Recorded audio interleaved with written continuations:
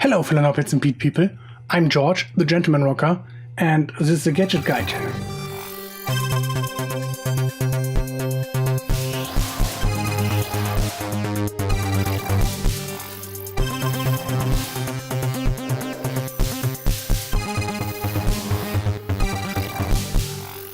Today we want to talk about Phoenix, which is a polyphonic analog synthesizer. So you get this really virtual but analog sound, but polyphonic. So it's really easy build sound-wise. So let's take a look at the UI. If you take a look at Phoenix, you have two pages, the synth page and the ModFX page. And let's start with the synth page. And there you see the whole sound generation. You have two oscillators, which both can be tuned with a pitch knob. And you have a balance knob to balance these two oscillators out. Below the ports for the pitch, you find the three waveforms, which is triangle, saw, and pulse. And between the two, you have a pulse width knob if you want to change the sound of the pulse waveform. Below that, you have a portamento knob, how much portamento will be applied to the sound. And you can detune oscillator 2 for effect, as you can pitch them over there, but you have one dedicated button to detune oscillator 2. This sound runs into the filter, which has frequency and resonance. You can change the amount of the envelope, how much it affects the filter, and how much the position on the keyboard changes the filter. On the right of that, you have the two envelopes with an attack, decay, sustain, release. And it's one for the filter. So you have a specific envelope for the filter and one for the amplifier.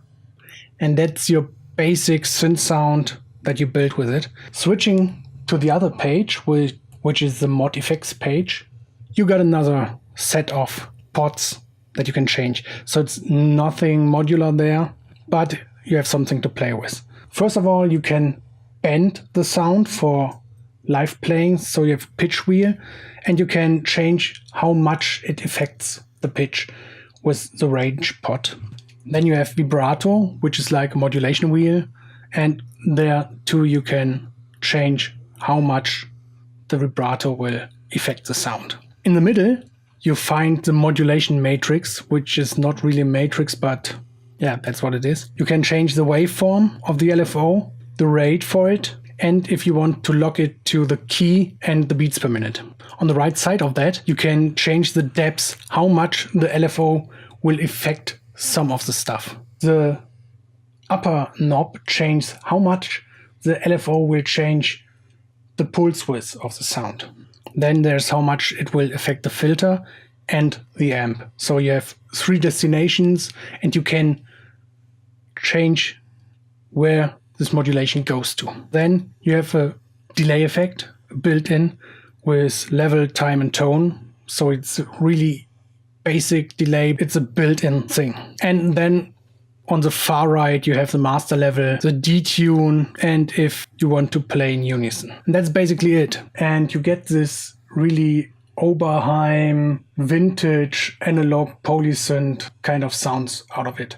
So everything from bass lines to really nice warm pad to this chord progression thingies with a lot of delay on the sound.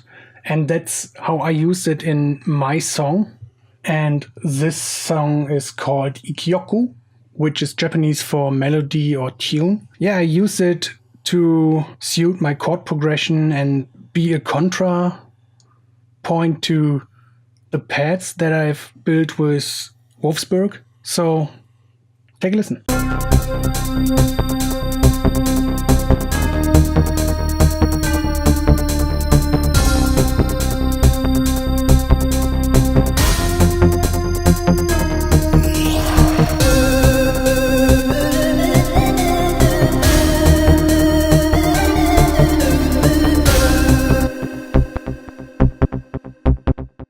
Yeah, and it really plays into the offbeat to change the whole feel of this song. I really used the delay effect on this one and it really gives me that very vintage analog sound that it's built to do. So I don't use it often, way too less, I guess. But yeah, that's what it is. I hope you like it. In the next episode, we'll take a look at Helsinki, which is a polyphonic ambient synthesizer, which really gives you this chill out, ambient kind of pads, goes really deep and rumbling. And yeah, it's really specific in its own way for this ambient kind of sounds. Very good for intro stuff like that. If you're interested in it, just subscribe to the channel if you're not subscribed to it. Like this video if you liked it. And yeah, I hope I see you in the next episode. I'm George, the Gentleman Rocker. See you later.